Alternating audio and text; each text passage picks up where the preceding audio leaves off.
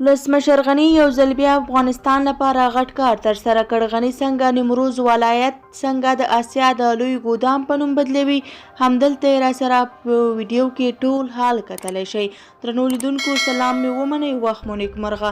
نیمروز ولایت به د اسیا د غلو ګودام نوم راخپل کړي. د کمال خان بند د اوبو د نیمروز ولایت په چهاربرچک ولسوالۍ کې د هلمند پر سیند جوړیږي. د دغه بند د جوړولو لومړۍ چارې د افغانستان د لومړي ولسمشر محمد داود خان په واکمنۍ کې پیل شوې وې، خو په هیواد کې د پرله پسې جګړو له امله د دغې پروژې چارې په بشپړ ډول نه دي ترسره شوي.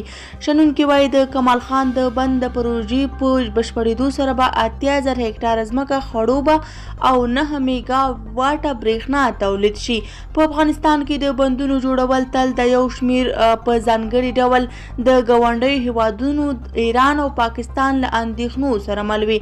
د تدارکاتو د قانون موادو ته نه پاملرنه د دې لامل شوی چې د نیمروز ولایت د کمال خان بند اوبو د جوړولو چارې له ستونزو سره مخ شي او هر کال د هیواد میلیونونه متره مکعب اوبه ضایع شي. اوس د یادې حیاتي او بنسټیزې پروژې په عموم کې د کمال خان بند د مختلفو برخو کارونه تر ډیره بریده بشپړ شوي او پاتې چارې په منظم ډول روانې دي.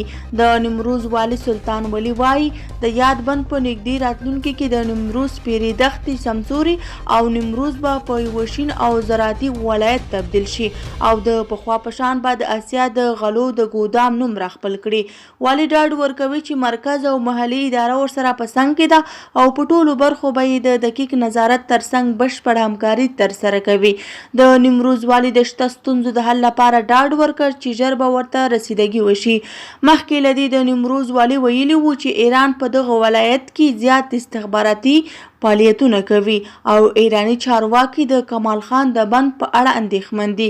د نیمروز والي زیاته کړې چې د کمال خان بند د جوړولو دریم پړاو 50% بشپړ شوی چې په راتلونکي 18 میاشتو کې به د کمال خان بند د اوبو د ذخیره کولو ته تیار شي. په لویدیځو ولایتونو فراه، هرات او نیمروز کې د اوبو د پروژو د امنیت په اړه دوامداره اندېښنې موجودې دي، خو د نیمروز چارواکي وایي چې د کابل کمال خان د بند امنیت نیول شوی. دا وه زموږ د نن ورځې ویډیو. که مو ویډیو خوښه شوې وي نو زموږ ویډیو لایک او زموږ چینل سبسکرایب کړئ. له توجه څخه مو نړۍ مننه. تر بیا ښې چارې.